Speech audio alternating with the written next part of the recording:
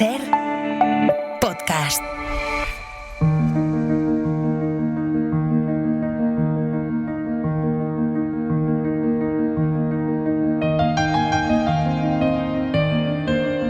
Un autor en una hora. Con Antonio Martínez Asensio.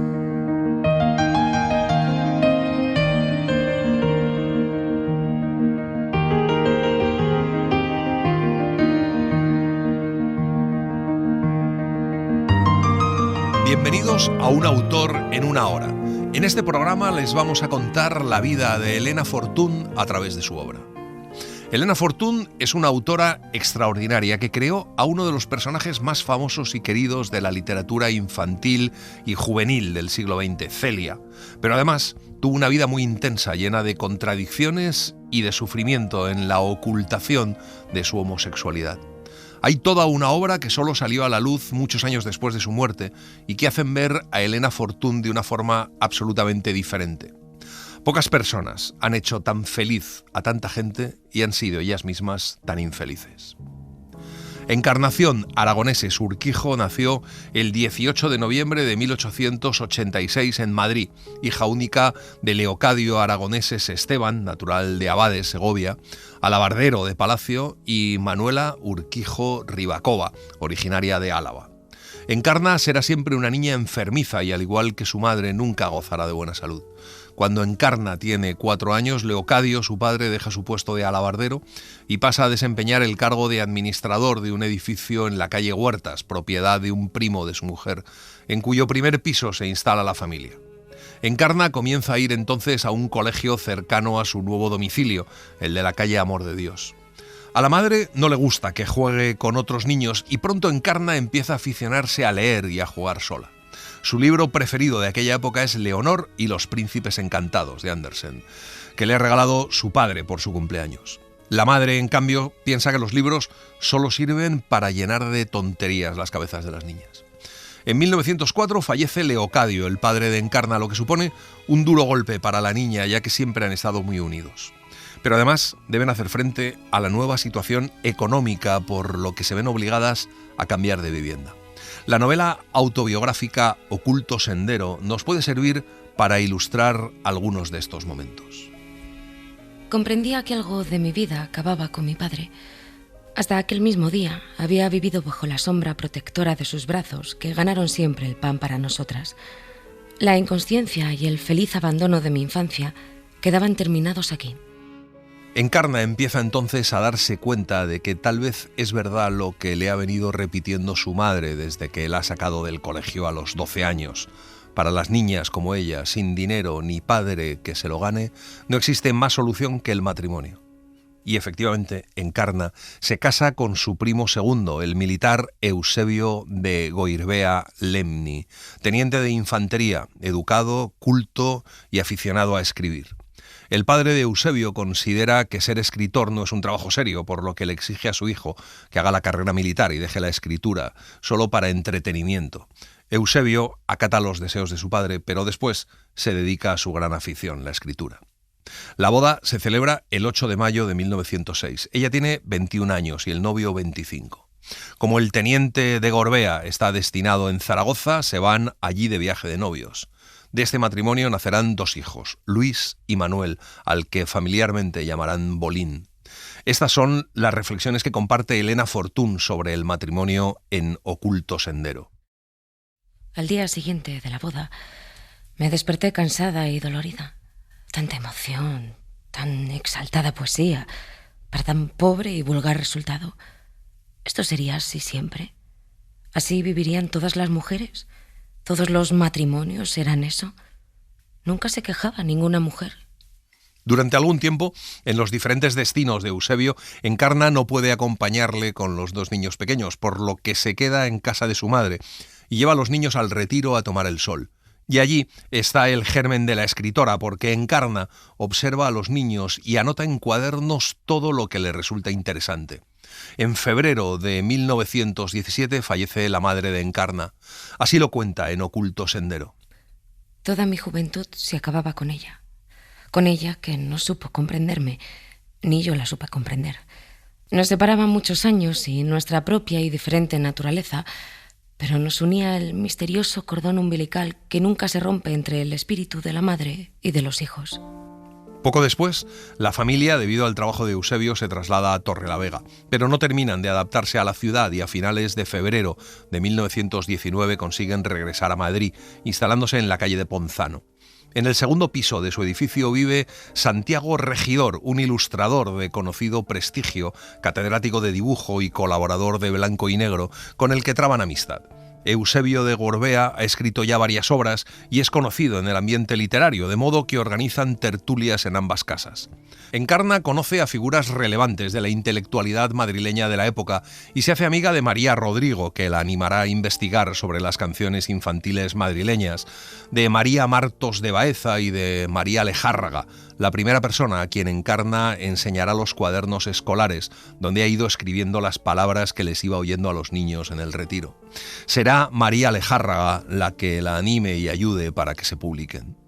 Pero desde que han vuelto del norte, Encarna está preocupada por el estado de salud de los niños, sobre todo del más pequeño, Bolín, y se pone en manos de un prestigioso médico naturalista y sigue sus tratamientos, pero el niño fallece el 1 de abril de 1920, a los 10 años, a causa de una encefalitis letárgica.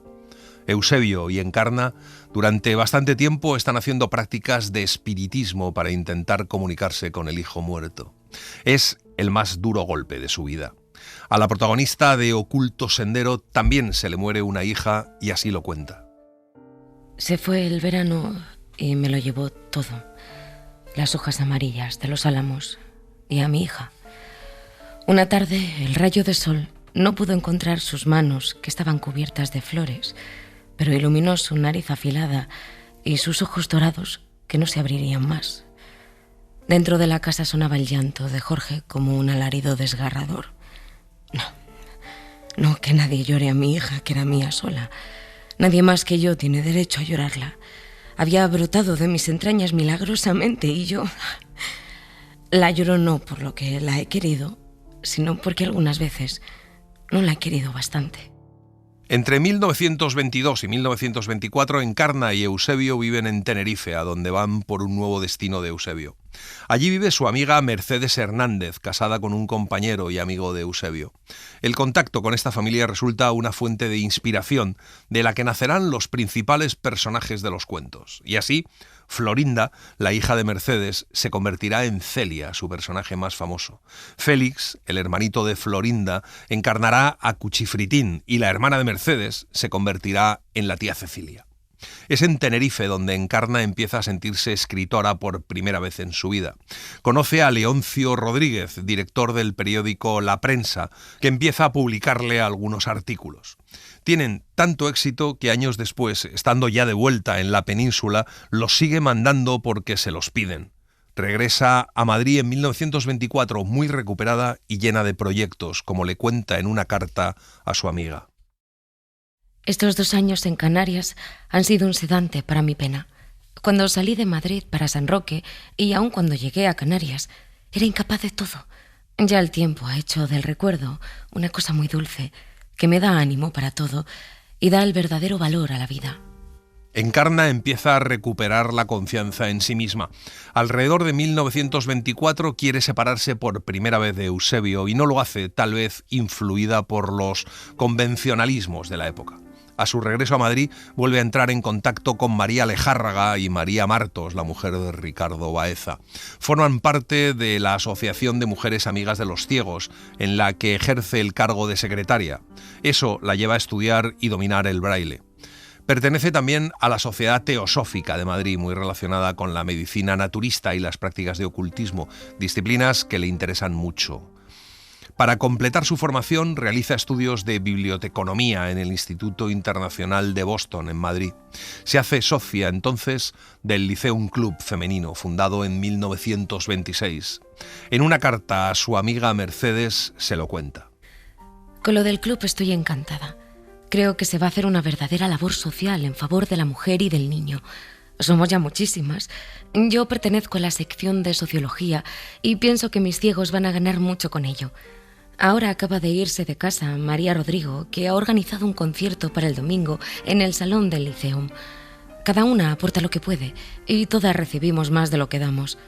María Maeztu va a dar un curso de filosofía para 30 señoras y espero ser una de ellas. Encarna también se mete de lleno en el feminismo que se respira en el Liceum Club.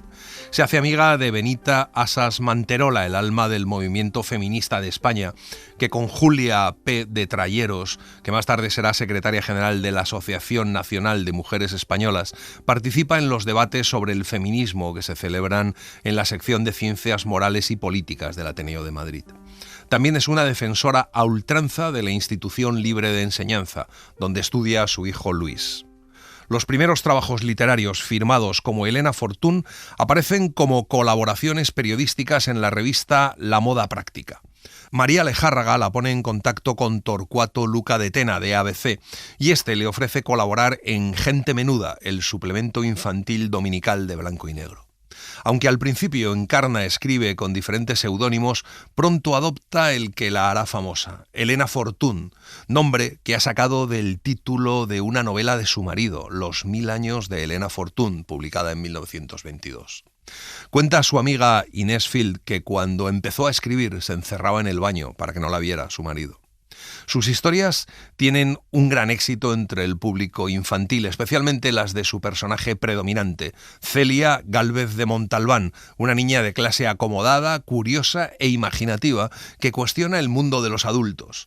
La primera colaboración data del 24 de junio de 1928 y comienza así. Celia ha cumplido 7 años, la edad de la razón. Así lo dicen el catecismo y las personas mayores. Celia es rubia. Tiene el cabello de ese rubio tostado que con los años va oscureciéndose hasta parecer negro. Tiene los ojos claros y la boca grande. Es guapa. Mamá se lo ha dicho a papá en secreto, pero ella lo ha oído. No se envanece por tal cosa. Es seria, formal y reflexiva, razonadora. Porque ¿de qué serviría haber alcanzado la edad de la razón si no sirviera para razonar? Carmen Martín Gaite dice sobre Celia que le divierte muchísimo porque es muy traviesa, descarada y atrevida y que se pone en cuestión todo lo ridículo que hay en esas casas y en ese tipo de organización familiar. Dice que es la primera vez que se puede leer en la literatura infantil una crítica en boca de un niño y elaborada con una gracia y una capacidad de acusación contra todas las frases hechas que le rodean. De junio a diciembre de 1928, Elena Fortún publica 19 artículos, de los cuales 4 son cuentos. También colabora en Cosmópolis, Crónica, Estampa, Semana, Macaco, El Perro, El Ratón y el Gato y otras revistas. Esto es lo que le cuenta a su amiga Mercedes en una carta. Al año de llegar de Canarias ganaba yo con Blanco y Negro 1000 pesetas mensuales, que entonces era mucho dinero. Entonces me empezó a odiar Eusebio, que hasta entonces siempre se había dado mucha importancia conmigo. En 1931, con el dinero que ha ganado con sus libros, puede comprarse un hotelito en la colonia de Los Pinares, en Chamartín de la Rosa. La casa se llama Los Álamos y le cuesta 22.227 pesetas con 80 céntimos. A través de Salvador de Madariaga, embajador de España en París y hermano de sus amigas Asita y Pilar, Encarna conoce a Manuel Aguilar, editor que en 1929 empieza a publicar los libros de Celia. Más tarde, Manuel Aguilar le encarga la dirección de toda la publicación infantil de la editorial. La serie Celia y su mundo está formada en un primer momento por 11 títulos, los 6 primeros sacados de sus publicaciones semanales en Gente Menuda. El primero que se publica es Celia lo que dice, en 1929. El primer capítulo se titula Los Reyes Magos. Me quedé asustada y oí como si un gato estuviera arañando las maderas del balcón. ¡Los Reyes Magos! Entraba la luna por las rendijas y entraba el frío también. De buena gana me hubiera levantado a ver lo que ocurría, pero me daba un miedo. Me tapé la cabeza y empecé a rezar. Jesucito de mi vida, tú eres niño como yo. De repente, ¡pum, pum, pum! Un ruido terrible de cosas que caen sobre el balcón. Y me encuentro en camisa delante de un señor negro con corona que está sentado en la barandilla. «Dios te salve, Celia», me dice. «Que Dios te salve a ti, rey negro, porque si no te caerás a la calle». «Yo no puedo caer porque no peso». «Qué bien, entonces podrás volar». «Ya lo creo, mira». y cogiendo las puntas de la capa blanca que llevaba, se marchó volando por la calle arriba. Los episodios del primer volumen de Celia marcan las bases creativas de toda la serie. Además aparecen una serie de personajes secundarios que gozan de protagonismo en las sucesivas entregas: el tío Rodrigo, la tía Benita, Juanita, la cocinera. Con el advenimiento de la República, Elena Fortún se convierte en una apasionada republicana, entre otras razones, porque ha empezado a dignificarse la situación de la mujer y además Elena Fortún piensa que será la República la que solucionará los enormes problemas sociales del país. En 1932, Elena Fortún publica Celia en el colegio. En el prólogo de Celia en el colegio se explica que Celia ingresa como interna en un colegio de monjas. Con esta justificación, Celia es mala y aclara que ser mala es simplemente no adaptarse a las costumbres de los mayores. A través de los ojos de la niña vamos a tener una visión de la sociedad y de periodos clave de la historia de España. A vosotras os lo contaré todo. A papá no me he atrevido. Está tan triste el pobrecito. No hace más que una semana que estoy en el colegio y creo que ha venido a verme más de 20 veces. Yo solo le he visto 2 días porque no le han dejado entrar. Estoy furiosa. Habéis de saber que no tengo dormitorio para mí sola. Mi cama está en una sala grande donde duermen muchas niñas, todas en fila. Yo creí que esto sería muy divertido porque podríamos charlar y tirarnos las almohadas. Pero ¿qué? Ni me hacen caso. La madre dice: «¡Shh! ¡A callar, niña! Estamos en el silencio mayor». Por la mañana, casi de noche, mientras dormimos todas, entra la madre Loreto, da 3 palmadas y dice: «El ángel del Señor anunció a María». Y todas se sientan en la cama y contestan: «Dios te salve, María». Esto está muy bien y es muy bonito, pero a otra hora, no tan temprano. Por eso me hago la dormida y no contesto. La madre me riñe mucho. «Esto no puede seguir así. Usted está obligada a decir el Ave María a la voz del ángel». Yo no he oído decir nada al ángel. En cuanto le oiga contestaré: «A callar. Estamos en el silencio mayor». Bueno, ¿y cuándo es el silencio pequeño? Después me he enterado de que hay que estar en silencio todo el día, menos las horas de recreo, y que desde que nos acostamos hasta por la mañana, cuando oímos misa, no se puede hablar nada. Es horrible. En 1934, Elena Fortún publica junto a María Rodrigo Canciones infantiles, con el propósito de recuperar un folclore literario y musical que puede perderse. En 1934 también se publican Celia novelista y Celia en el mundo. Así comienza Celia novelista. Papá, al despedirse, cuando se fue lejísimos con mamá y baby, me regaló un libro precioso con unas hojas blancas y las tapas de piel. «Para que escribas en él tus fantasías», me dijo. La madre Loreto se lo enseñó a todas las madres. «Debería escribir en él jaculatorias y oraciones». «No, yo escribiré una novela. Una novela como un cuento».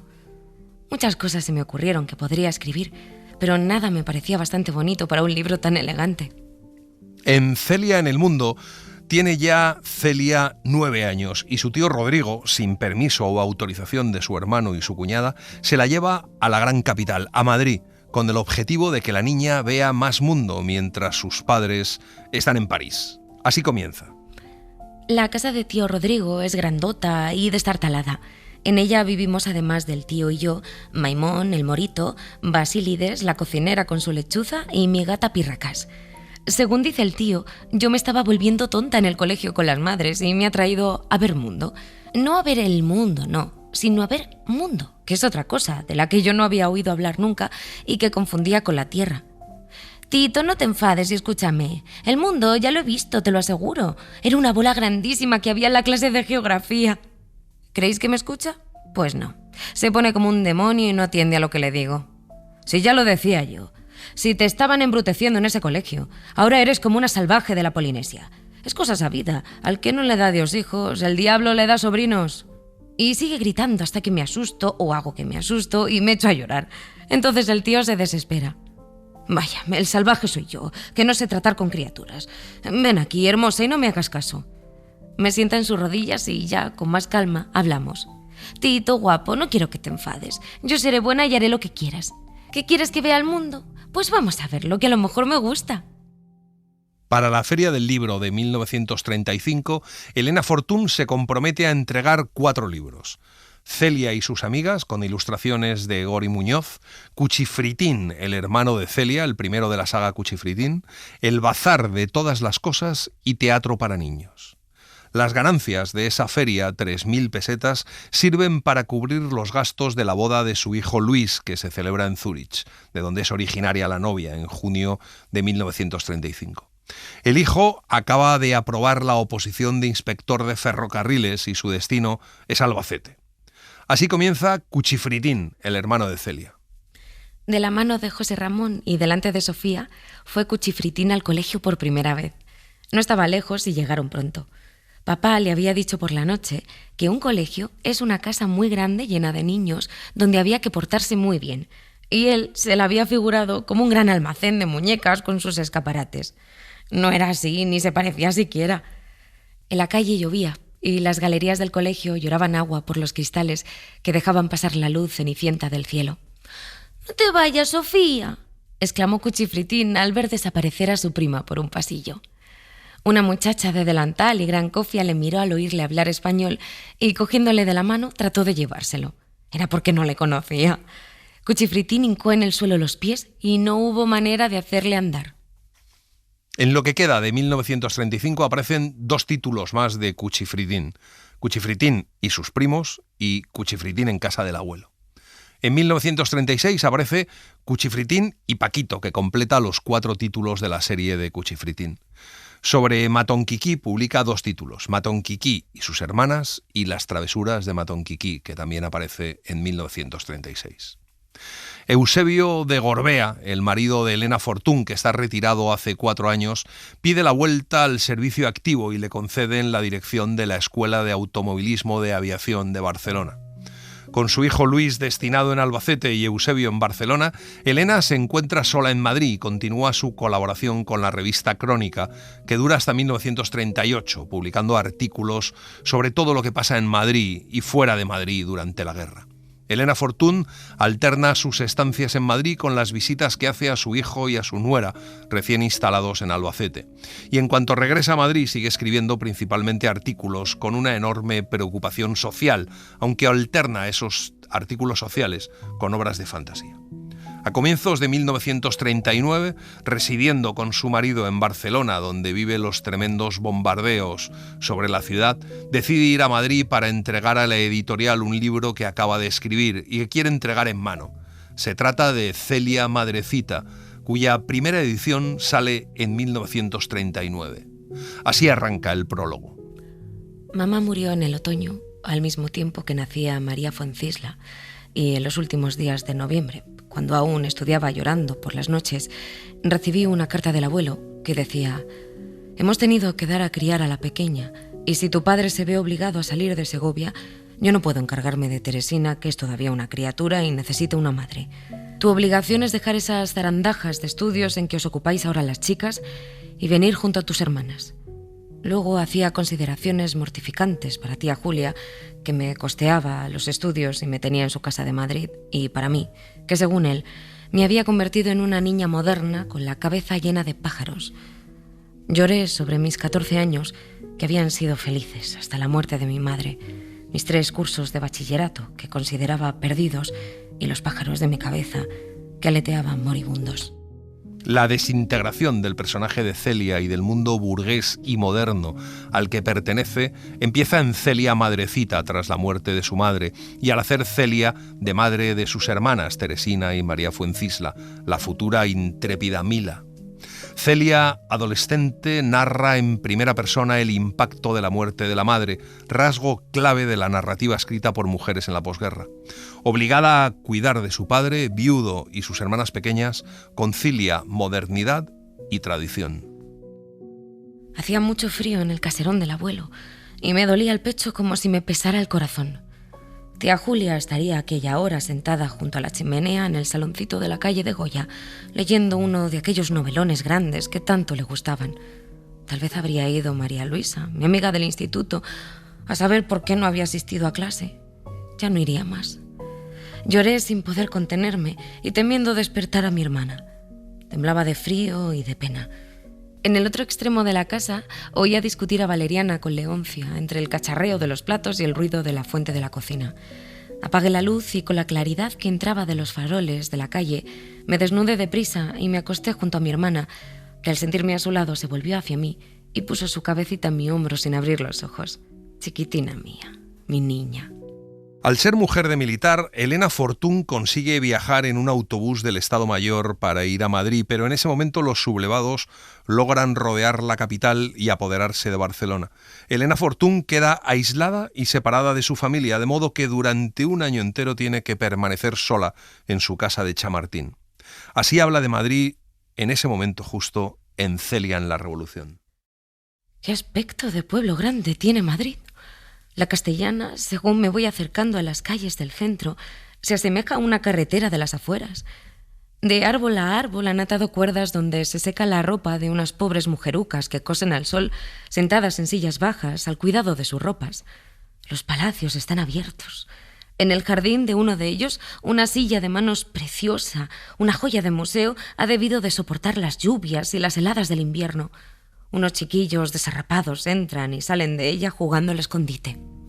Cuando se entera de que han tomado Barcelona, Elena Fortún teme por la vida de su marido y su hijo, pero recibe un telegrama de su hijo desde Perpiñán diciéndole que salga de Madrid lo antes posible para reunirse con ellos. Eusebio atraviesa los Pirineos a pie con sus soldados y es internado en el campo de refugiados de Le Boulou, de donde es liberado gracias al dinero de los padres de su nuera. Pese a la presión de su editor, que no quiere dejarla marchar, el 18 de marzo de 1939, Elena Fortún embarca en Valencia con dirección a Francia en un barco viejo lleno de refugiados, que naufraga y es rescatado por un barco inglés.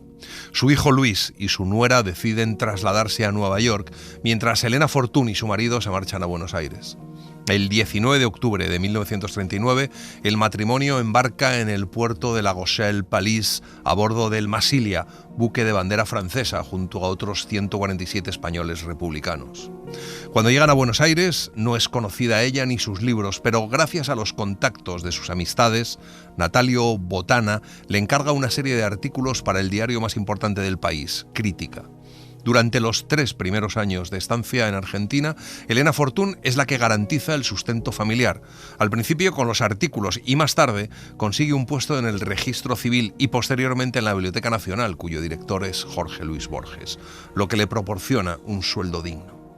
Durante esos años escribe Celia en la Revolución, que no se publica hasta 35 años después de la muerte de Elena Fortún.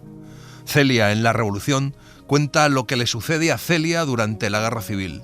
Elena Fortún habló así de su libro. Creo que cuando la escriba no la admitirán ni los de allí ni los de aquí, pues he de limitarme a contar lo que he visto con mis ojos sin hacer comentarios. Lo cierto es que sería un interesante documento para el porvenir, pues la historia debería ser contada no por los políticos ni los militares, sino por el pueblo sencillo que, sin conocer las causas, sufre las consecuencias.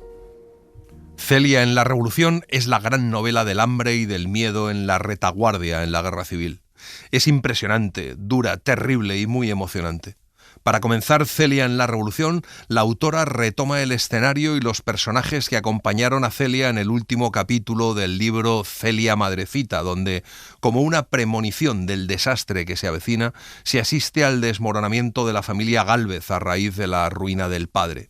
El matrimonio se traslada a la casa del abuelo en Segovia, donde la madre fallece al dar a luz a la más pequeña de los hermanos. Un año largo y triste que termina el día anterior al del golpe militar. Como en sus novelas anteriores, Elena Fortún adopta una estructura lineal, haciéndolo avanzar mediante la yuxtaposición de capítulos que narran anécdotas completas. La habilidad en el manejo de los distintos niveles del lenguaje adquiere gran importancia en Celia en la Revolución, donde es muy numerosa la presencia de personajes populares que a modo barogiano juegan un corto papel. Esta es la escena en la que Celia llega a Madrid desde Segovia. Madrid, 25 de julio. Desde el Escorial hemos venido en un camión, de pie y apretados como botellas en una caja, y antes de llegar a Madrid nos han obligado a bajar y a continuar andando. Valeriana lleva al hombro las alforjas y en el brazo la cesta que no ha dejado en todo el camino, a pesar de las protestas de los viajeros. Yo llevo en brazos a María Fuencisla y Teresina corretea adelante muy contenta. De cuando en cuando descansan. Celia le dice a Valeriana que en casa de tía Julia seguro que encontrarán a papá, pero suben por la cuesta de San Vicente, llegan a la Plaza de España y ya no pueden más. Dice Valeriana que muy puerca está Madrid para tener la capital tan nombradía, y es que los árboles de la plaza están como si hubiera pasado por ellos un huracán y el suelo cubierto de ramas rotas y hojas caídas. El suelo está lleno de casquillos. Una mujer con un chico les explica que allí está el cuartel de la montaña y que lo han tomado hace poco. La calle de Preciados está levantada y los raíles del tranvía al descubierto. La tierra cruje bajo los pies en las anchas aceras y todo está sucio y empolvado. Solo se ven obreros y mujeres con la cabeza al aire y tipo de artesanas. Las tiendas tienen los cierres a medio echar y todo es de un aspecto sucio y sórdido. Hay muy pocos coches y los que pasan van desatinados, como manejados por quien no sabe, y por las ventanillas asoman los cañones de los fusiles. Llegan a la calle donde vive la tía Julia. La tía Julia les recibe asombrada, diciendo que es una locura venir a Madrid en verano. Le dice a Celia que su padre no la espera y que le ha cambiado su casa de Chamartín por la de la Sierra, pero ni les manda pasar ni sentarse, como si tuviera la esperanza de que se fueran. Celia le cuenta su viaje y la tía le dice que su padre se ha ido a la Sierra con una escopeta de caza y que hubiera hecho mejor quedándose en Segovia. Entonces Valeriana le cuenta que han fusilado al abuelo. La tía se queda helada. Tía Julia, pasado el primer choque, se deshace en manifestaciones de cariño. Pronto está a la mesa del comedor dispuesta y se ponen a comer. Han pasado 8 días y la vida se ha normalizado. Se ha hecho igual y apacible. Valeriana se pasea por las tardes con María Fuencisla en brazos y Teresina agarrada a sus faldas por la acera sucia y llena de tierra sin alejarse mucho de la puerta. El primo Gerardo, a quien el primer día no vi, ha aparecido sin decir de dónde venía y está siempre encerrado en su habitación. Tía Julia y yo cosemos y hablamos junto al balcón. Por las noches se oyen descargas y tiros aislados, gritos algunas veces y carreras. Por la mañana aparecen hombres fusilados en los desmontes. Durante las horas de calor las niñas dan guerra en casa. Tía Julia duerme su siesta y el primo Gerardo parece malhumorado. En la calle el silencio es casi absoluto y solo interrumpido por el paso de los tranvías. Esto es la revolución. Yo me había figurado las revoluciones con muchedumbres aullando por las calles, hombres subidos a los árboles y a las farolas pidiendo cabezas, banderas y oradores que gesticulan en los balcones. Aquí silencio, polvo, suciedad, calor y hombres que ocupan el tranvía con fusiles al hombro, pero que en lugar de atacar parece que nos defienden de un enemigo misterioso y oculto debajo de la tierra. En 1944, Elena Fortún publica Celia Institutriz en América, uno de los títulos más importantes de la colección Celia y su mundo. Celia es ya una joven adulta, hija de un militar republicano, acompaña a su padre en su huida y está exiliada en Argentina. Debe ganarse la vida trabajando de institutriz de 2 niñas ricas, las hermanas Yunga y Beba, y el pequeño Walter recibirán ahora los cuentos, canciones y lecciones de una Celia institutriz en la línea institucionista tan fervientemente defendida por Elena Fortún. Por supuesto, la censura del régimen franquista prohíbe la publicación de las obras de Elena Fortún en España. Elena Fortún encuentra en el registro civil muchas y muy buenas amigas, mujeres cultas con inquietudes intelectuales que la ponen en contacto con la que será su mejor amiga en Argentina, Inés Field. Es Inés Field, mujer muy aficionada a la literatura, la que pone a Elena Fortún en contacto con el Club Argentino de Mujeres, que ha sido fundado en los años 30, escogiendo el modelo del Liceum Club de Madrid. Elena Fortún, aunque asiste a algunas de las reuniones, no llega nunca a inscribirse como miembro ni contribuye a las publicaciones del club. También es por influencia de Inés Field que encuentra una paz espiritual de la que carecía y se produce entonces su conversión. Le escribe contándoselo a su amiga Mercedes. Después de haber sido espiritista, teósofa y hasta Rosacruz, ahora soy profundamente católica. He vuelto a la iglesia de mis padres, donde he encontrado todo lo que andaba buscando en la filosofía y en todas esas teorías absurdas creadas por otros buscadores de espiritualidad como yo. Resultado de esa conversación es un nuevo libro de la colección de Celia. Antes de desarrollar la voz y el personaje de la andariega Mila, antes de casar y callar a Celia, justo después de contar sus experiencias en el exilio en 1947, llegó a los lectores El cuaderno de Celia, que se centra en la primera comunión de la protagonista. La monja, que aparece como consejera espiritual, se llama Sor Inés, y el libro está dedicado a Inés Field, último gran amor de Elena Fortún, que es la inspiradora. Al final del capítulo, Celia descubre la paciencia, se cuela un yo que no es el de la niña de 9 años, sino el de la autora que vive al final de su vida en estado de penitencia y arrepentimiento. No es Celia adulta quien no sabe cómo es por dentro y se juzga duramente como sepulcro blanqueado. Es Elena Fortún. Así comienza El cuaderno de Celia. A última hora se me olvidó meterlo en la maleta. Es un cuaderno con tapas de hule y hojas rayadas.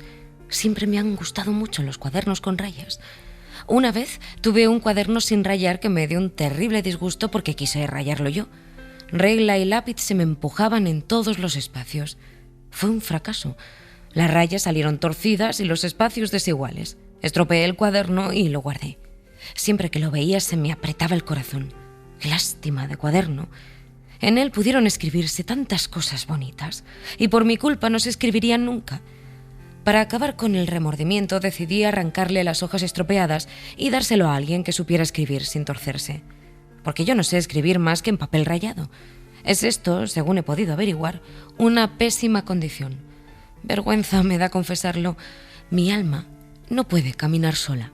Como un ciego, necesita un bastón para tantear el suelo que pisa. Pero íbamos a que del convento de Clarisas de Pinto me han enviado un paquete que ha resultado ser el cuaderno aquel que escribí en mi niñez durante el mes que pasé en el convento preparándome para hacer mi primera comunión. Era superiora a una hermana de mamá que se llamaba Sor Catalina de Siena, y fueron aquellos días para mí de tan maravilloso y sobrehumano vivir que el cuaderno entero, luego de enmiendas y tachaduras, de hacer o deshacer diálogos y de pergeñar menos mal lo mal pergeñado, lo transcribo aquí para que otras niñas de 9 años, como yo tenía entonces, puedan vivirlos conmigo. La indiscutible espiritualidad del libro no está exenta de cierto pragmatismo, y es que Elena Fortún escribe este tomo para congraciarse con la censura española. Así lo admite en la correspondencia con Carmen Laforet. Parece que una de las cosas que indignan a las monjitas de España es la falta de religiosidad que parecen revelar mis libros. Bueno, ahora verán. Quiero hacer algo místico, pero no ñoño, y hasta con un poquito de gracia conventual, sin asomo de burla. Necesitaré las licencias eclesiásticas. No sé si esos señores encontrarán algo que no esté completamente en el dogma. Es posible. A veces me pongo a escribir y se me va el pensamiento en un arrobo que tal vez está fuera de la iglesia. ¡Qué difícil! Durante su exilio argentino, Elena Fortún escribe una novela extraordinaria, Oculto Sendero, que no se publica en España hasta 2016. Elena Fortún ofrece un retrato único de la intimidad y la lucha que tuvo por la aceptación de su homosexualidad, su liberación y la búsqueda de la felicidad.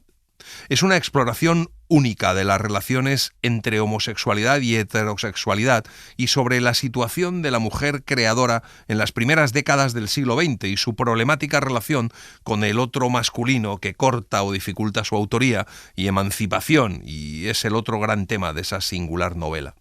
Elena Fortún explora en Oculto Sendero la parte más problemática de su identidad, su lesbianismo, sobre el que hubo rumores en vida de la autora y que ésta no vivió fuera del armario o con la plenitud de algunas contemporáneas, pero sí a medias, dejando tras ella indicios del mismo. Queremos contarles un momento clave de la novela, cuando la protagonista, María Luisa, llega a Canarias y allí la recibe una mujer que la reconoce como a una de las suyas. Tenía verdadero deseo de hablar con usted y confieso que he venido solo por verla esta noche. Ante mi mirada de asombro, continuó. La vi a usted el día que desembarcó. Llevaba usted ese mismo traje negro, camisa de seda gris y fieltro.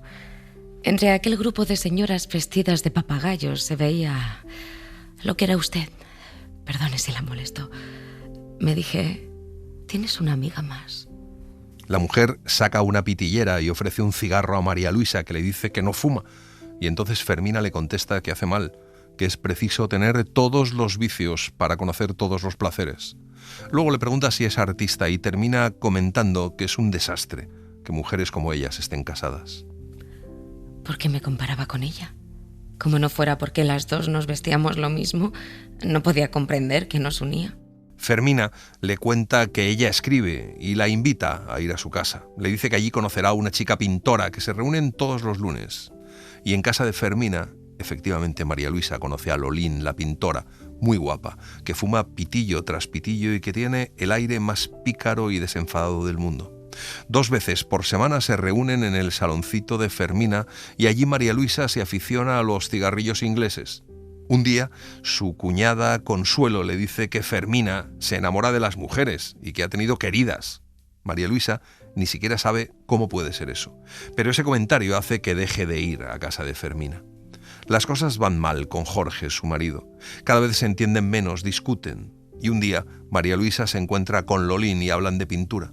Lolín le ofrece un trabajo pintando abanicos y tienen muchísimo éxito, y hasta Jorge, su marido, cuando los ve, los alaba sin saber que los ha pintado su mujer.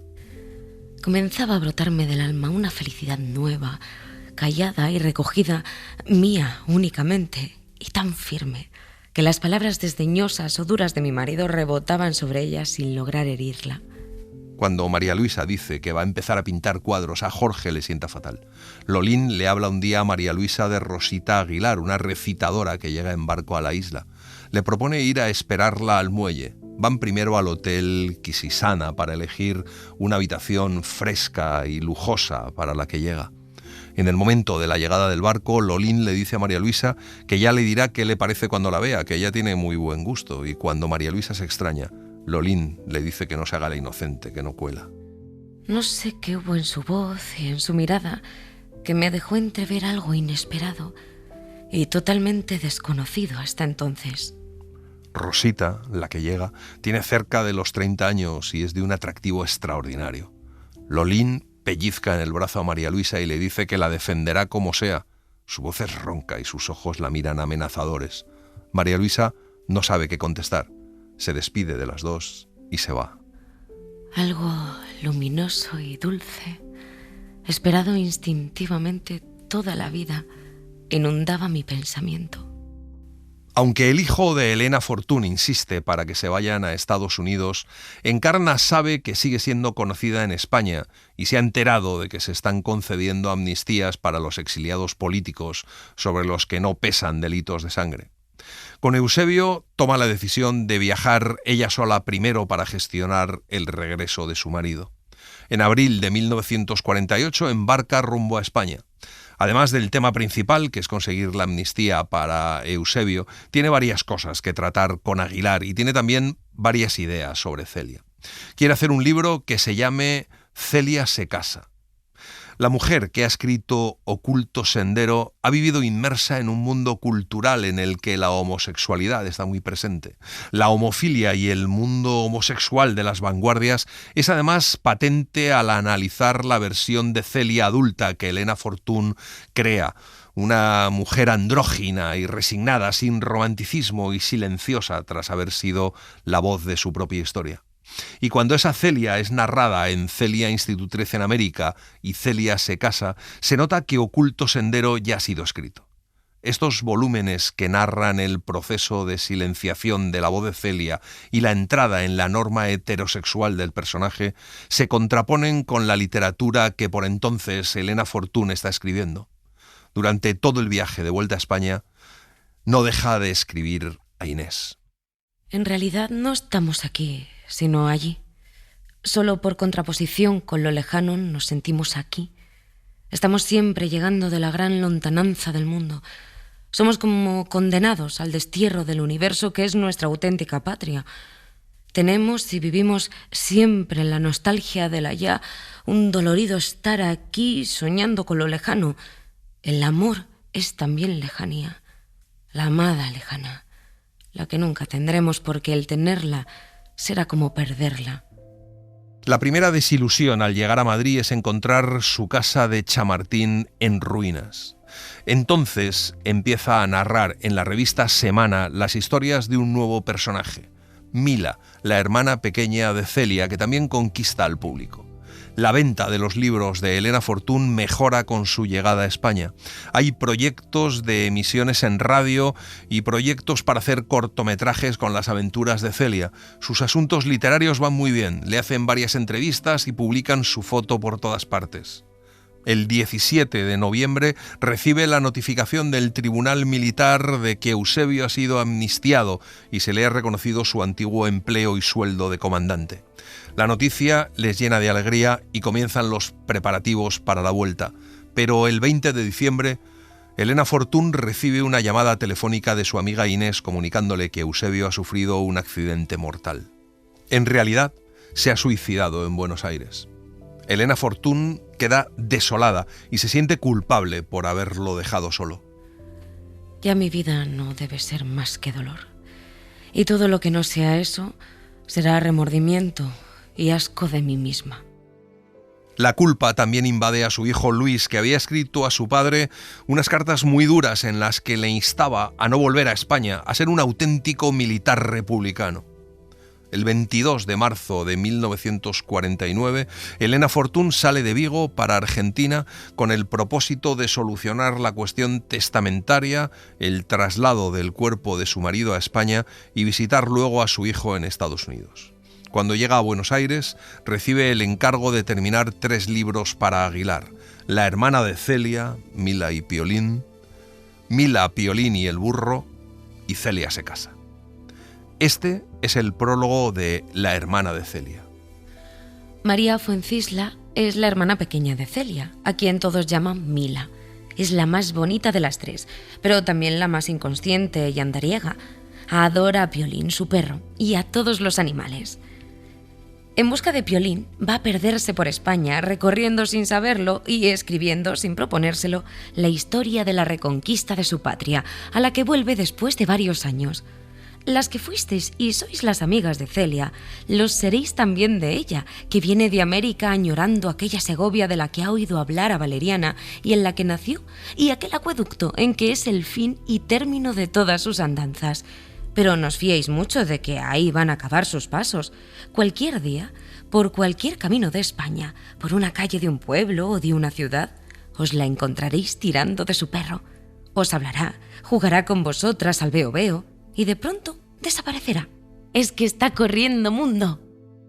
En noviembre de 1949, Elena Fortún embarca desde Buenos Aires rumbo a Nueva York con la idea inicial de vivir con su hijo, pero antes de que haya pasado un mes, Elena Fortún empieza a sentir que su presencia incomoda y ella misma no se siente bien. La estancia dura tan solo 6 meses, ya que la relación con el hijo, y sobre todo con la nuera, es difícil. En enero, su editor le comunica que la primera edición de La hermana de Celia ha sido un éxito, por lo que va a hacer inmediatamente una segunda edición. Además, le comunica el deseo de renovar su contrato con Aguilar, que termina en junio. El 20 de mayo de 1950, Elena Fortún se embarca de regreso a España, pero no a Madrid, que le trae recuerdos demasiado dolorosos, sino que decide instalarse en Barcelona, en el número 91 de la calle Roger de Lauria, en una habitación alquilada, limpia y elegante. Los últimos años de su vida, Elena Fortún los pasa entre Barcelona y Madrid, con una estancia en el verano en Ortigosa del Monte, con la familia de su amigo Pedro Carreño, a donde durante años ha ido a veranear con su marido y sus hijos. Lleva una vida solitaria. En Buenos Aires sale a la luz otra de sus creaciones, San Martín Niño, donde cuenta la infancia imaginaria del Libertador. Su situación económica mejora, publica Los cuentos que Celia cuenta a las niñas y Los cuentos que Celia cuenta a los niños, ambos en 1950, y el que va a ser su último libro, Patita y Mila, estudiantes, que resulta un éxito rotundo. Este es parte del prólogo de Los cuentos que Celia cuenta a las niñas. Se les ha olvidado la merienda y no tengo más remedio que inventar un cuento o 2 o los que sean necesarios para llenar la tarde. Nos sentamos y empiezo. Pues, señor, esto era... Y el cuento sale como puede, despacito, dando tiempo con una aventura que se me ocurra otra o a trompicones, porque ya está hecho y no tiene más que formarse en palabras. Ya casi lo he acabado. Un poco incongruente ha salido.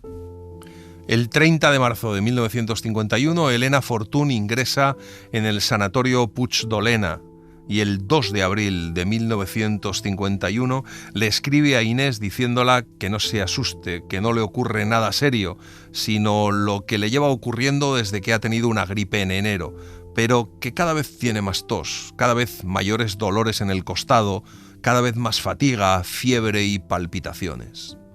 En realidad no la dejan moverse de la cama ni la dejan escribir a máquina. Le ponen continuamente penicilina y suero. Le diagnostican una pleuresía en el pulmón derecho y tiene el izquierdo atrofiado. No sabe si su editor sufragará los gastos del sanatorio, que cuesta 150 pesetas al día. Desde el mismo día de su entrada en el sanatorio, escribe en paralelo a sus dos amigas, la argentina Inés y la canaria Mercedes. Pasa 15 días en el sanatorio prácticamente sin moverse de la cama.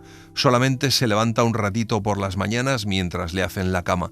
En la segunda quincena del mes empieza a pasarlo muy mal. Ya solo puede dormir con morfina.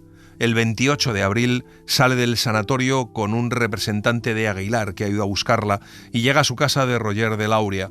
El 9 de julio, en una carta a Inés, plantea su sufrimiento como un proceso necesario para su purificación. No soy buena. Tú sabes que no lo he sido. Que he destruido un hogar. Que no he sabido ser esposa, ni madre, ni administradora del dinero familiar.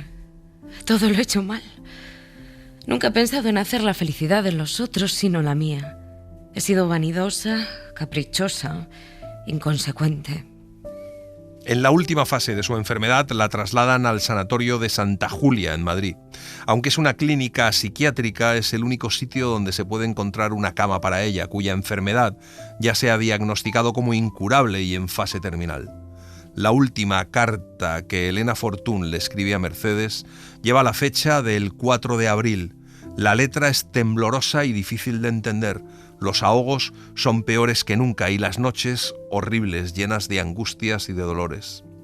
Fallece el 8 de mayo de 1952 de un cáncer de pulmón. Tenía 66 años. En el certificado de defunción dice que recibe sepultura en el cementerio de la Almudena, pero en realidad en Carna Aragoneses Urquijo, Elena Fortún está enterrada en la Sacramental de San Justo, con sus padres, con su marido y con su hijo Bolín. 35 años después de la muerte de Elena Fortún se publica Celia y la Revolución. En 2016, 54 años después de su muerte, se publica Oculto Sendero y 6 años después se publica El pensionado de Santa Casilda, atribuida a Elena Fortún y Matilde Ras, una novela de tema lésbico, inacabada, de final abierto. Nosotros queremos terminar este programa con las últimas líneas de Celia en la Revolución. Me quedo sola en la ancha acera bajo los árboles aún desnudos de hojas. Sola. Todos, uno tras otro, han ido dejándome sola antes de que me fuera. No estoy sola. Me repito para darme ánimos. Estoy en las manos de Dios.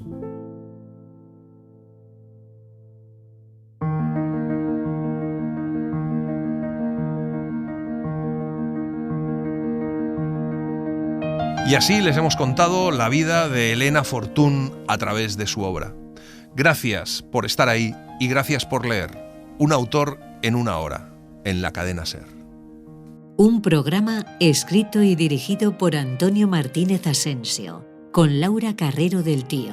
Edición y montaje de sonido de Pablo Arévalo. Diseño sonoro de Julia García Soto. Documentación y redes, Laura Martínez Pérez. Para no perderte ningún episodio, síguenos en la aplicación o la web de la SER, Podium Podcast o tu plataforma de audio favorita.